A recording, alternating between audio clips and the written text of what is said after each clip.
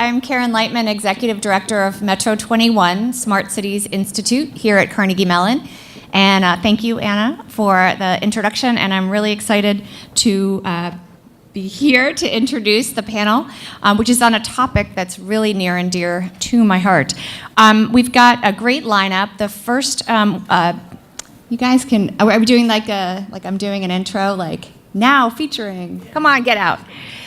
Don Carter, who is going to be the moderator of this panel. He's the David Lewis Director of Urban Design and Regional Engagement of the Remaking Cities Institute here at Carnegie Mellon. And he also teaches in the Master of Urban Design program. Prior to joining CMU, he was president of the Urban Design Associates for over 36 years and has led many of the firm's most complex projects in the US and abroad. Then we have Grant Ervin, right? Oh, perfect. You're right next to each other. All right. Grant is the Chief Resilience Officer and Assistant Director for the Department of City Planning here in the city of Pittsburgh. He oversees the integration of sustainability and resilience into city services, programs, and policies. He works to make the city of Pittsburgh a smart, sustainable, and resilient city by fostering partnerships, leveraging assets, and finding creative ways to solve problems. He's helped lead the development of a variety of innovative programs, including the Pittsburgh 1 PGH, Resilience Strategy, the Pittsburgh Climate Plan, our inclusion in the Rockefeller Foundation's 100 Resilient Cities initiatives, and there's lots more. You need to update this, right? Okay. And then we've got, right next to him, Kristine Knapp, perfect, Director of the Office of Sustainability in the City of Philadelphia. I won't trash it too much. All right. It is hockey season soon, though, right? Kristine Knapp was appointed as a as the director of the Office of Sustainability for the City of Philadelphia under Mayor Jim Kenney's administration in January of 2016. Over the past dozen years, Kristine has been at the heart of Philadelphia's sustainability efforts, including as a director of outreach for Penn Future, where she founded the Next Great City initiative to enact a common-sense, cost-effective sustainability policy for Philadelphia. Okay, so Mark is on the end because he's the tallest. But the tallest guy on their panel is Mark Hartman. He's the Chief Sustainability Officer with the city, not of the city of Pittsburgh, you're with the city of Phoenix. Yeah, okay, we'll switch that. I think someone is thinking he might come to Pittsburgh, so it says this. But he's a Phoenix, catalyzing, his role is to catalyze actions to help Phoenix become a global leader in sustainability. And in 2016, the City Council approved the long-term environmental goals, include becoming a carbon-neutral city, operating on 100% clean energy, zero waste, 100-year supply of water, clean air, parks and transit in every neighborhood, and vibrant food systems. That is a big deal. And you're going to do that all like next week or something? By 2030. Okay, after that. Okay. And then last but not least, we've got Rob Focus, like that. He's the Sustainability Director at the City of Charlotte. He's been engaged in sustainability for over 20 years. He began with the City of Charlotte and as its first environmental attorney. He moved into his current role in 2009 to develop and implement the Energy Efficiency and Conservation Block Grant Program under the Obama administration's recovery efforts for the City of Charlotte. And under this program, the city worked with the community on 17 energy and energy efficiency programs, which included both municipal operations and community-facing projects. So it's really impressive. This is going to be a fantastic panel. And with that, I'm going to hand it off to Don. Thank you, Karen. Thank you. Good afternoon, everyone. CSO and CRO are terms that are fairly new to city government. Probably in the last 5 to 10 years, most of these positions have opened up, and we have with us very strong advocates and people in those positions. So I'm going to start with a question to each of them that they would each answer. What is your role in your city? And where are you located in the city hierarchy in terms of who you report to and what kind of power you have in the city? Grant? We'll start with me. Thanks, Dawn, and thanks, Karen, for the introduction. We appreciate that. So my role in the city of Pittsburgh is I really like to think of myself as an integrator, someone who has the opportunity to look across the platform of city services and policies and find ways in which to both kind of build bridges in some cases, as well as cross bridges, which is, in a city of bridges, is sometimes difficult from those of you in Pittsburgh. And what that means is effectively to take public policy, the schools, the procurement process, and find ways in which to develop solutions around some of the challenges that we face. So, any given day of my life, I might be dealing with an issue of energy or water or waste or transportation systems or any other type of environmental or social challenge that the city faces, and find ways in which to bring people around the table in which to kind of solve or address a challenge. So when I first started in the city of Pittsburgh, my role sat solely within the mayor's office. So having the ability to be within kind of the executive branch of local government, and in that space you have the ability to understand kind of both the community challenges as well as kind of traditional kind of government affairs, and how things work within each of the different departments, agencies, or in our case, authorities. So that gave me a very good kind of understanding of the operational footprint. Over the course of kind of the evolution of our program, though, we have positioned the CRO role within the Department of City Planning to take a deeper dive into the physical operations of city government, primarily with the terms of long-range planning and strategy, but also integrating sustainability and resilience into kind of the decisions made around the built and natural environment, which allows me to integrate a lot with our local utilities, developments, land use decisions, as well as kind of the procurement and delivery of energy infrastructure. Okay, Kristine, where are you in Philadelphia? Similarly,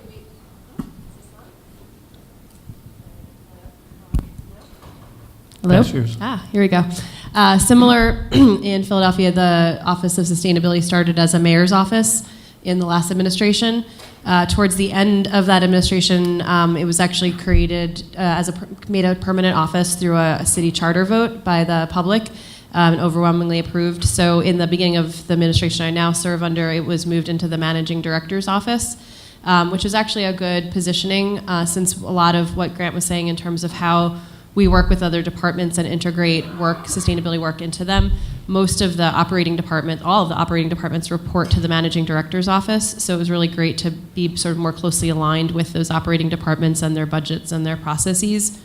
In terms of sort of the position that we play, similar in terms of a coordination, I often think of us as the sort of fill-in support for departments that want to do something more around sustainability but don't have the capacity, knowledge, resources to do it.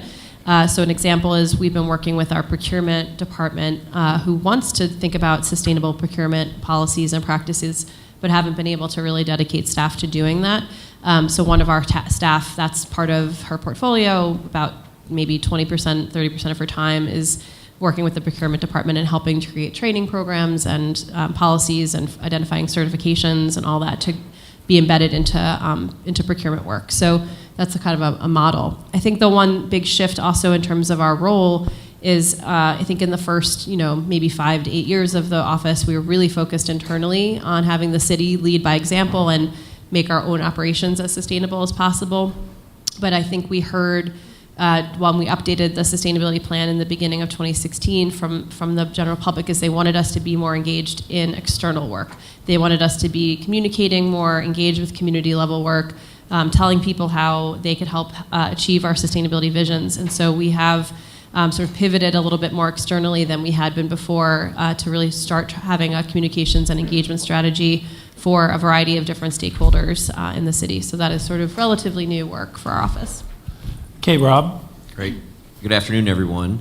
So Charlotte is not a strong mayor form of government, which means that it's a city manager council form of government. So our council passes the policy and the manager makes sure that it gets enacted. So when my position was created, I started in the manager's office, then got moved to economic development, and then last week got moved to our engineering and property management department, which I think, getting to Grant's point, we do a lot of different things. We touch a lot of different topics, a lot of different departments.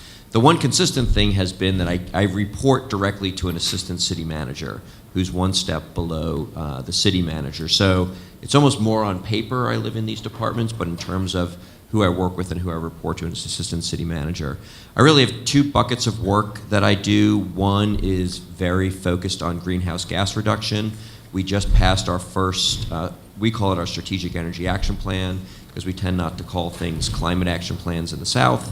But it's actually very similar to what Pittsburgh is doing. We have a 2030 internal goal, and then a 2050 community goal on greenhouse gas reductions. We're also one of the American Cities Climate Challenge participants, as is Pittsburgh and Philly. And then the other bucket of work that I do is really focused on smart cities work. So how do we use data, technology, and partnerships to deliver our services more efficiently and to address neighborhood opportunities? Okay, Mark? Hey, good afternoon. So certainly similar, a mayor, city manager form of government. I'm in the city manager's office and has certainly been very important in this role as far as I'm the first one to occupy this position as Chief Sustainability Officer. It was newly established when I joined it 5 years ago. And a lot of the organization was saying, like, how are we doing? What should we be doing? And so it was really great being in the city manager's office and being sort of on par with the directors of all the respective departments to actually speak and say, look, this is what cities are doing, and these are the types of goals you really need to look at. And so when they mentioned the long-term goals earlier, they're all owned by departments. I don't own any of the goals. They're owned by various departments, but I'm there certainly to help those departments kind of deliver on those. Okay, why don't we stay with you, Mark? We had talked earlier when we were meeting for the first time. Maybe a good question to address is, what does resiliency and sustainability mean in your city in terms of the way it's playing out, how the public sees it, how the elected officials see it? From each of your point of view, we'll just go back the other way. It's really changed. It used to be resilience was very much thinking in terms of like emergency management, like what happens when an earthquake happens, and how do you make earthquake-proof buildings. That was about the extent of it. And now realizing that as big events have happened, like Katrina and Sandy, that they realize extreme events are social events, that it really is about people. Extreme events aren't about infrastructure, it's about people and the impact on those people. So really, how do we look at that? So something like Katrina, the Army was coming in and finding old age homes full of people in wheelchairs, just unable to leave and just sitting there waiting for somebody to come and evacuate them.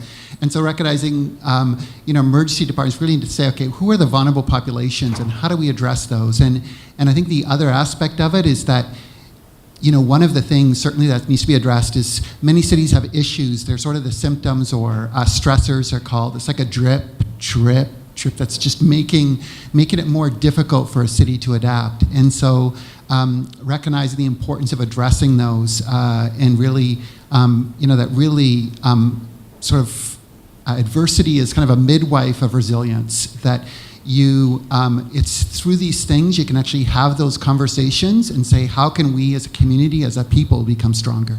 So. I think Charlotte's at a point right now where we are really trying to figure out the difference between sustainability and resilience. We aren't one of the 100 RC cities, which I think for those that are, help them make that step a lot quicker. One thing that Mark mentioned, though, that I want to pick up on is we've definitely moved over the past few years from just being about environmental sustainability to triple bottom line sustainability, and that's really the people piece of it. So the triple bottom line is environment, economic, and social equity. And I think if you look at the work, not only that my office is doing, but all the city departments are doing, there's a new lens to the work that we're doing, which spills over to that resilience piece. So if you didn't see Grant's presentation, when 100 RC talks about shocks and stresses. So the shocks are the earthquakes, the stresses are more those long-term kind of drip issues. It could be racial inequity, it could be lack of economic mobility, which are all issues that we are facing in Charlotte. So we're at the process of really, how are all of those things connected? How do we knock down the silos to make sure that we're dealing with all of these different issues at the same time? Yes, similarly in Philadelphia, we have a 26% poverty rate in the city, so we have a limited tax base to spend our dollars, and so we have to make sure that every dollar we spend achieves multiple outcomes. And so we think about how the connection between climate action and sustainability work overlaps with our poverty reduction and economic development goals, and see places where we can work together. So energy burden is really high in Philadelphia. For vast majority of our residents, their utility bills are their highest cost of living after mortgage or rental payments, to the tune of sometimes like 20 to 30% of their output is on their utility bills.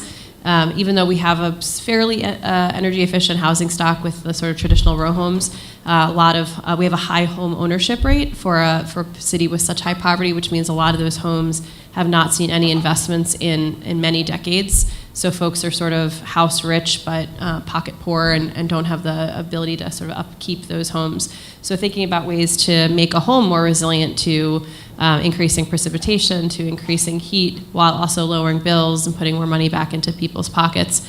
Those are the places where we can imagine a really resilient population where, thinking about the bounce back from things, right? So there's been some national studies that like the average American really couldn't take a ding that more than a couple $100s. Like no one really has that sort of ding, that cushion in their finances. So think about resilient to those types of things that happen when, your car breaks down and you need to replace something in it, or other things pop up. So that, I think, again, finding the sort of overlap between all of this work is where we find the sweet spot in making a truly resilient city for everybody.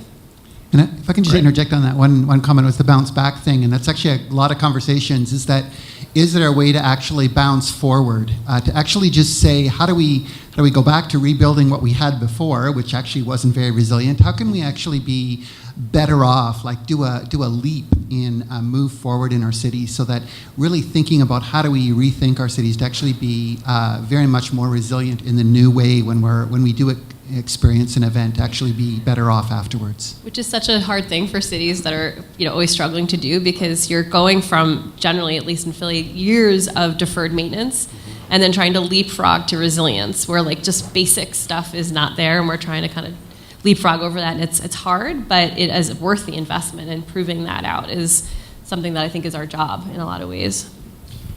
The two things that I would add, because I could echo everything that my colleagues have said here, but two things that I would add is, one is that both sustainability and resilience, I think what is interesting, have become gateway openers for different industries to start to talk to one another.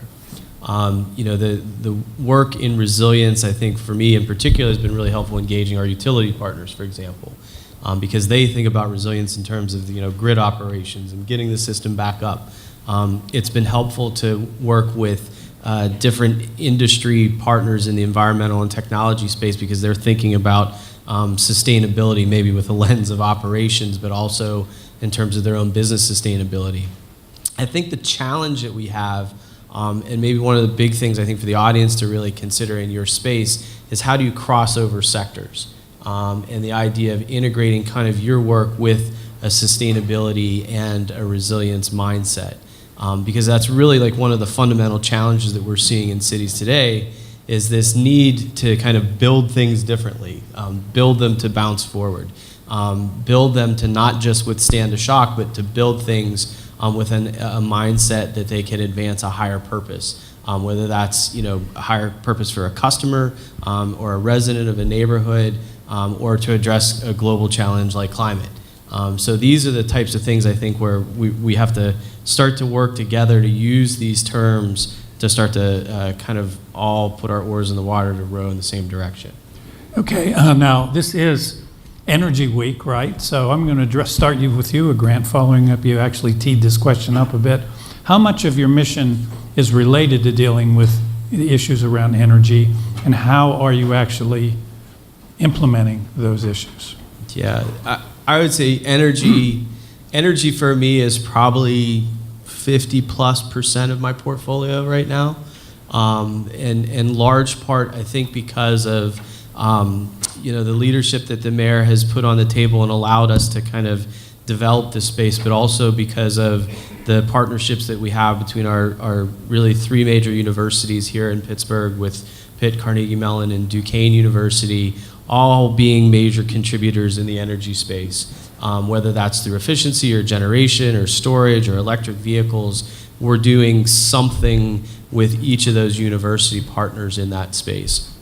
The second piece, I think, though, has been the reason why energy is such a big component of our portfolio, or our portfolio within the Sustainability and Resilience division, is we have taken an approach both within our operations, so thinking about 3,000 employees, 300 facilities, 1,000 fleet vehicles. What does energy mean to the operating unit that is the city of Pittsburgh?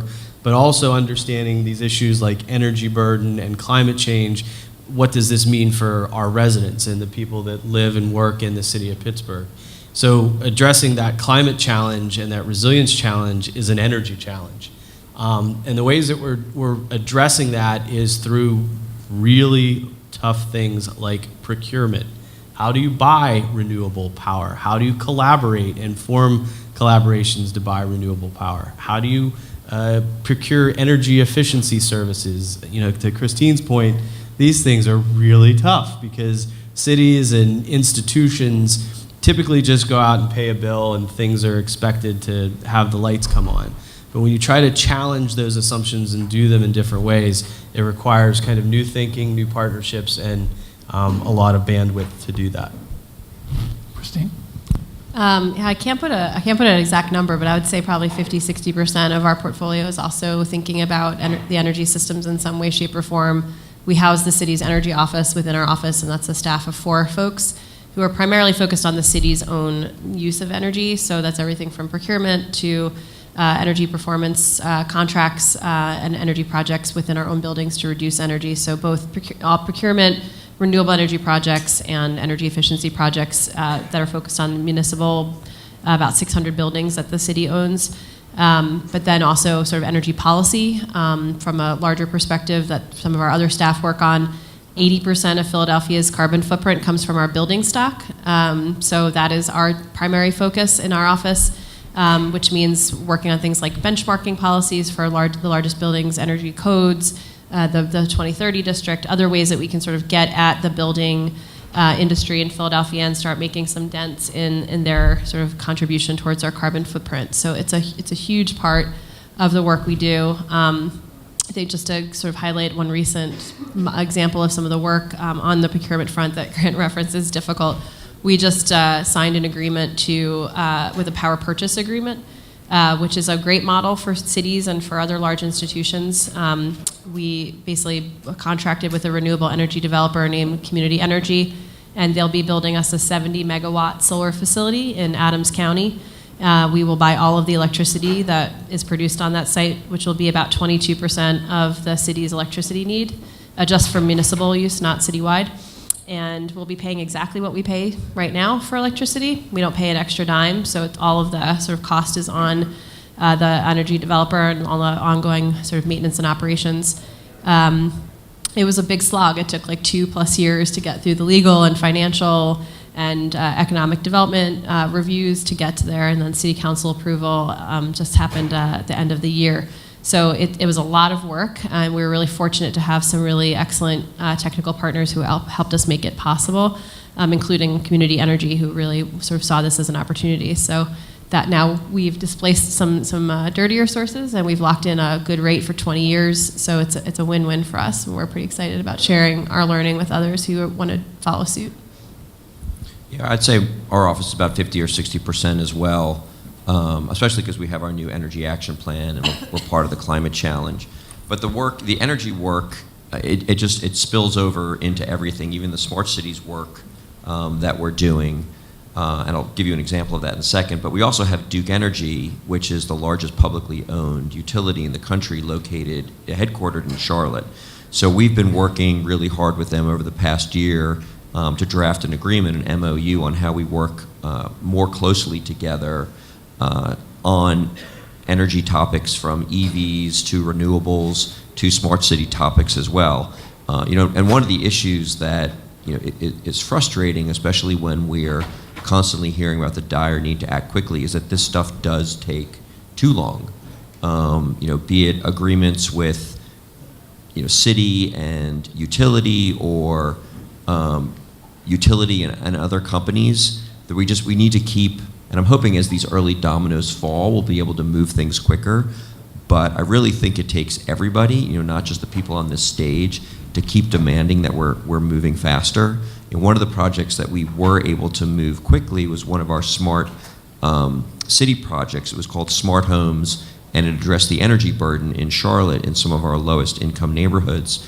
But we worked with 30 residents and Duke Energy, Amazon, and Intel to help these folks understand what their utility rates look like, what percentage of their take-home pay was going towards their utilities. And then we outfitted their homes with an Alexa, smart light bulbs, smart thermostats, smart wall strips, and literally programmed their homes. So when they left in the morning and said, "Alexa, have a good day," and she said, "You too," then she shut all your lights off and lowered the thermostat or raised it depending on the season. And there was definitely a steep learning curve for everybody, but we had one gentleman who saw a $30 savings a month on his bill, which might not seem like a lot to us, but he was thrilled and couldn't wait to get more devices in. So we were able to move quickly there because it was a small group and we had really willing partners. Of course, we want to scale that up, and I can't even imagine the effort it's going to take. But hopefully, we'll continue to see this will and recognition that we have to move faster. The question is, what percent is energy and resilience? And I think all of my colleagues kind of said, well, 50%, like kind of cheating on an answer maybe, because really it's kind of like saying, how important are your feet in standing? It's just sort of one of the components that you need in order to make it all happen. And so like if you're looking in Phoenix, if it's 115 degrees, 120 degrees, how important in energy is resilience of that? It's a very important component.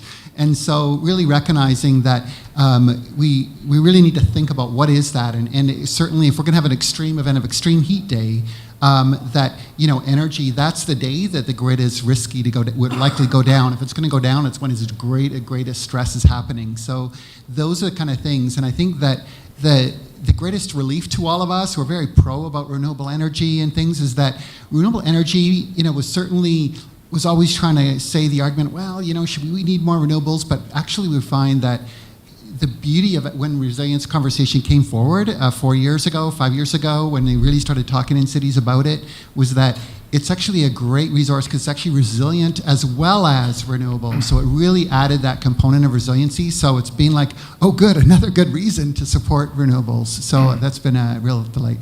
Now, several of you have already mentioned utilities, major corporations, universities even, and this question is across that whole thing. Kind of, how do you partner with other government entities that might be a state or federal? How do you partner with universities and with corporations? I'll add a footnote to the corporations. You've already listed several very large international global companies.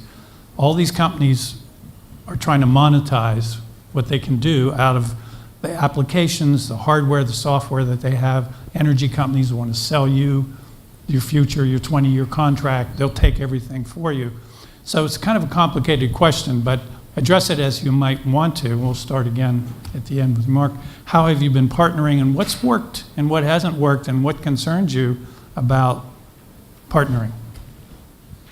In many ways, all the parts of the system are their attention should just work all by themselves. So I think that for city to have a conversation with businesses, when we've certainly gone and we had a resilience conversation, invited a lot of large businesses to it, and they say, oh, you have your resilience plans, your contingency plans of things that you're doing, and do you ever talk to the city about, well, what is the city going to do, and and it's really like, no, you're our regulator, like we don't talk to you, and each one independently going to do their own things. And so it's really been an important conversation to say, how are we going to really be a resilient city? And it's actually all of us working together. And same with the conversations with the community, that instead of traditionally, oh, it's an emergency, okay, everybody get out of the way, evacuate, and then we're going to come in and fix the problem. It's like, no, we need all of us to figure out how to work together. And I think Houston was a really good example of that, where it was actually the people and the everyday people where a lot of was doing all the recovery and rescues and those types of things. So it's really important to have your community engaged to say, how can we as a city, and have that conversation with businesses and with residents, and that's and I think that's just an emerging conversation. So I think I'm speaking as if, we've got it under control, but actually no, we're just starting this conversation, and it's been really kind of an aha moment to kind of all involved. Yeah, the partnership piece is huge. I think every time we're looking to do a project, the who are our partners going to be is right behind what the topic is going to be. If it's other departments, if it's other municipalities, if it's nonprofits, it's the corporate sector. There's just no way, if you look at any of our plans, that a city alone could do this. And people don't want the city alone to do it.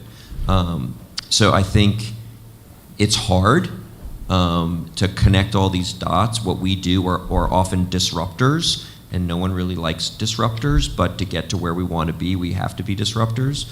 I think the other thing is really making, when you're talking to all those different entities, really keeping the focus on your citizens and your residents. And I feel like that's one of my chief goals, especially if we're doing smart cities work or renewables work, is, to your point, these entities need to make money, be it Duke Energy or Amazon or Intel or Joe's shop down the street. And we're there to say, look, we love your shiny widgets, but maybe your shiny widget doesn't make sense in this neighborhood. It's that shiny widget that we really need, because what this neighborhood is really focused on is, I don't know, it could be air pollution from something, it could be flooding, it could be a food desert. But I think what we've seen over the past few years is this shift from what can the technology do, and we're searching for a problem, to what is the problem and what technologies and partnerships are out there to help us solve that problem for that group of people, for those residents. Yeah, agreed. The partnerships are critical to everything we do. The two I would just touch on is the community engagement piece. As I referenced, we've been more externally facing with not a whole lot of new resources to help us do that. So really tapping into existing community organizations that already have the relationships, that already are the trusted messengers. The more we can just utilize those relationships to feed information and get feedback about what the community is facing, it really just helps us to utilize the minimal amount of resources we have in a more impactful way. So that's a lesson that we've learned over the last year of our community engagement work. On the business front, I think my boss, the mayor, was speaking at a sustainable business event in New York City a couple weeks ago, and so I was writing his talking points and thinking, what is our relationship with the business community? And thought a little bit about, we have a sustainable business tax credit, and we have some outreach sort of materials for them, but I wasn't going beyond that until I realized that all of our energy service, energy performance contracts engage a third party, ESCO or the company to deliver that. The power purchase agreement I just mentioned is with a third party. So much of what we're doing is, especially to be able to finance this work without, again, a whole lot of city dollars behind it, we're bringing in third party businesses all the time to help us deliver. So there is a sort of a large role. And then thinking about where that goes and some of the challenges with it, I think we want other large businesses in the city who own big buildings to do some of the similar kind of work that we're doing. They're getting pitched from 5, 6, 10 different companies that all have different services or technologies, and they don't know how to evaluate that. At least we go through an RFP process, and we try to create some way to weight and rank proposals, but not a lot of businesses go through that process. So they're kind of looking for help in what's the right approach for us, what's the most impactful thing for us to do. And we know a couple companies that have done the wrong, they didn't know it, but they did the wrong thing, and then they feel taken advantage of, and then they have a sour taste in their mouth about doing more efficiency work. So I think that's a challenge for us, is we're encouraging people to do it without necessarily giving them more sort of technical support on how to do it well. I want to jump in, because one of the things, as you mentioned about the community engagement, is that I think what we all discover as we talk to one another is that we often think, okay, we need to go to those with a PhD to figure out how to do this, and actually the residents very much, they have a PhD in their own neighborhoods. They understand what it means to live there. They understand what it's like and what the experience is, and what areas are hot and which areas flood. So I think that is really, it's very important to engage them and ask them the questions, and they'll come up with some really interesting answers that you might not be expecting when you're just looking to the usual suspects. couple examples that I would offer up, just looking at some folks here. In fact, I think, Rob, how you and I met was through Envision America, and I'm seeing Bob Brazillo in the audience as well. And, that's a great example of, the corporate world and the city world coming together around kind of a common issue. In this case, it was smart cities. And what was really formative around that network was getting to understand one another. It wasn't a sales pitch, it was more of a solution building process. Similarly, we've worked with partners like Siemens as another great example through their city performance tool, which is effectively what I would call a quid pro quo diagnostic. So on the city side, we're understanding better the implications of our grid and things like what happens if the Beaver Valley nuclear plant goes offline and how does that affect our emissions. For Siemens, they're better understanding kind of the marketplace and understanding what are some of the infrastructure needs where they can bring different technical capacities to play.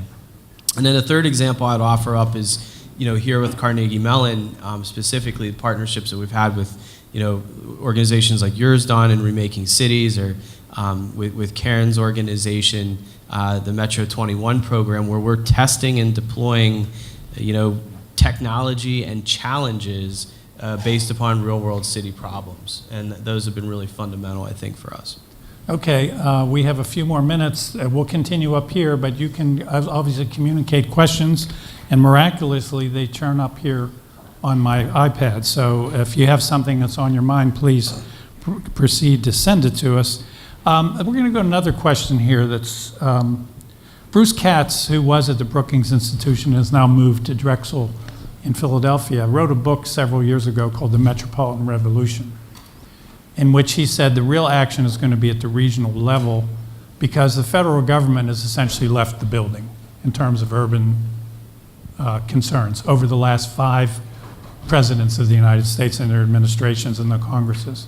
Now he's written a new book called The New Localism, in which he thinks certainly the mayors of cities may have the leading role in terms of this resiliency and sustainability issue. So my question is, has the federal government devolved this responsibility either to the city or the regional level? And we'll just go back the other way with you, Grant. Yes.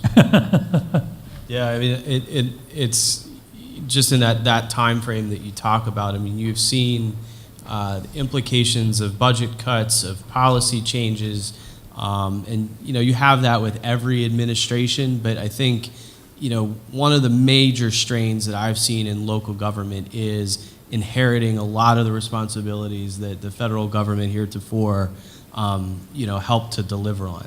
And in some cases, that creates new opportunities, allows for new types of thinking. But to Bruce's point in new localism, like we're just now as cities starting to realize what that responsibility means, and how do you start to shift responsibilities and develop new capacities to address it.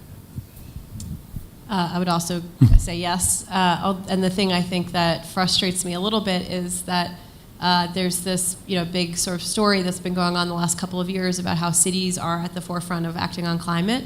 And while that's true, and I'm proud of the work that a lot of my colleagues are doing in cities, we're not going to be able to do all of what needs to be done just at the city level. We absolutely need state, we absolutely need federal level action in order to really accomplish what we would have accomplished through the Paris Climate Agreement as a country. So keep encouraging your cities, keep supporting your cities, but also recognize that they can't do it alone and that we really need to be pushing at the higher levels of government, because we can't, like a clean power plan, a city can't enact regulations around power plants, at that level. That has to come from a higher sort of level of government. Fuel efficiency standards for automobiles. I mean, that, again, was a huge impact, and we couldn't do that at the local level. And then similarly, just the size of the infrastructure issues in terms of climate adaptation. Luckily, Philadelphia is well positioned in terms of flooding. A lot of other cities are not.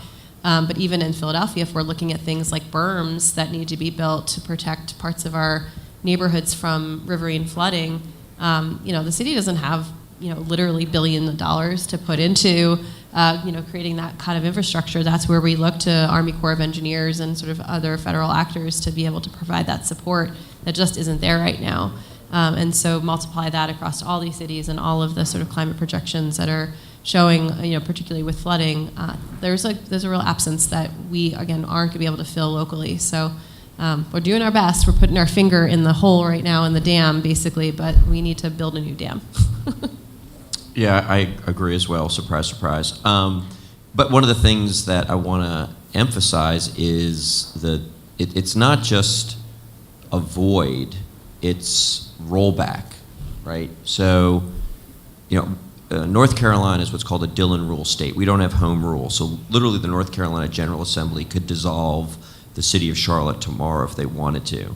And our city has passed ordinances in the past, and the next day, which is miraculous, the General Assembly will pass a law that will overrule it. And I feel like that's kind of the state we're in right now, is we can do, only so much, and we can say it's great, but at some level, if, it's kind of like someone's poking the hole in the bucket, you're filling it up, and then they're just like little holes that are getting poked in it. So, I think that's one of the things that people need to realize is, for all the great stories that we hear, for all the progress that we're making, when an administration has the ability, this is any administration, to affect something on a national level, it has a much bigger impact than 4 of the biggest cities in the country doing something. So we'll keep plugging away, but that's just something we always have to keep front and center of our minds. Okay, I just want to do a time check. Are we out of time? Are we? Okay, good. I have to. I'll answer the question though. Yes. So, the conversation is certainly there's certainly a lot that's not so politically out front. You definitely see that happening where there's a sort of a cutoff from, but. On the other hand, our transportation, our light rail, which is very much part of our climate action, is getting $400 million from the federal government. And we got an eco neighborhood we're developing, and it's getting $30 million from HUD. And so a lot of infrastructure, a lot of investment from the federal government, a lot of our restore waterways and flood protection are all happening. And so, I think it's really important that leading the way in talking about the future that you want, and as cities, and saying, look, this is what we're wanting, and improving quality of life for everyone, and not just some neighborhoods or communities, but everyone, and making nature better off as a result of us being on the planet. And I think having that really positive message, and not focusing on using words that bug the heck out of some, like saying climate change, but actually just talking about resilience and talking about what we could be and what our cities could be like, I think is a really important role. And I think that there is good support federally behind the scenes for a lot of the things we want to do. So I think it's really important we kind of lead with that really strong message. Well, we have a shy crowd here, so I don't have any questions on my iPad. So in the last few minutes, I think I'll just bounce it back to the panel. Any final thoughts you have about the priorities that you're going to be, when you go back to your jobs, what's your priorities, what problems, what barriers you're facing, or anything else that's on your mind? Grant? You have a question? We have a lot of questions. Why didn't they come up here? I don't know. Technology. What can I tell you? Well, We'll you have figure it out. All right, go ahead. A couple of questions for you, and really excellent questions, people. Thank you. So what policy problems will demand answers and innovation for our cities 5 or 10 years from now, and what challenges should students expect to meet? I have one that's not energy related, but I've been thinking about this a lot lately in terms of our zero waste issues. That everyone is, I'm guessing, somewhat familiar with the challenge of recycling these days. That China has essentially stopped accepting municipal trash or recycling. So all these cities are now sort of stuck with figuring out where this recycling is going to go, or paying a lot of money, or taking less commodities. We basically have recognized we cannot recycle our way out of the waste problem. We really need to reduce the amount of waste we're producing in the first place. And a lot of that is going to have to go back to sort of the Milkman model. We're going to need more closed loop systems, and a lot of that's going to have to be driven by the private sector who produces these products in the first place. I think cities can play a role in helping figure out a lot of the logistics, and putting their dollars behind it, but we definitely need a lot of solutions to help sort of cut down on that waste problem, because it's going to be an expensive one. And right now, the sort of climate contribution of waste in Philadelphia is low because we're able to recycle so much. But as we're able to do less of that, I think our footprint could actually go up in that area if we aren't creative and innovative about it. Does anybody want to take on the student part of that question? Yeah, I certainly, and kind of tied to that too, is that how do we use a lot of so Phoenix, 1 million tons of waste. Our garbage trucks go to the moon and back 14 times. Like, we're going that far in a garbage truck. It's just absolutely crazy. And so how do we actually use those resources in a circular kind of where those same products are being turned, upcycled or reused, where we aren't having to dig a hole somewhere else in the world. We can just keep reusing those products. So I think the call for innovators of how to take products and actually continually have those in a society and letting the city be an enabler of that, I think it's a really powerful story. And talk about resilience when you actually aren't as dependent on all these resources coming from all around the world, because you actually are developing local businesses to turn that waste into a resource. I'm not giving up on the students. Oh, I'll throw it out there. So this could be energy, it could be anything, but I'm going to keep banging on the equity drum here. And how do we create innovations, technologies that are reaching all of our citizens? So I'll give you a really good example. We partnered, our Charlotte area transportation system partnered with Lyft to subsidize people's ride for the first last mile to get people from their homes over to our new light rail line. But one of the challenges is that in the neighborhoods where we were doing one of the pilots, a lot of the citizens are unbanked. So you need a credit card to get onto the Lyft app. Well, if you don't have a bank account, you're not going to have a credit card. So what we're trying to figure out is there an app that we can use that someone could go to the local 7-Eleven, give the guy $20, and then through the app, they're able to charge their CATS card or whatever it may be. These might not be the huge solutions. They might not be the next new inverter, but these are the solutions that touch people and really improve their quality of lives. So, going back to the neighborhoods, what around CMU are some of the needs that people have there, and what can your innovations and technologies do that really improve their quality of life? Because if they improve the quality of life for folks in that neighborhood, I'm sure with a few tweaks, it can be replicated and just have a ripple effect throughout the community. Anna, do you have another question? Well, how about we'll have one last question to sort of wrap things up. Okay. If your office received $1 million, what would be the first thing that you would do? And make it a short answer. Oh, Jesus.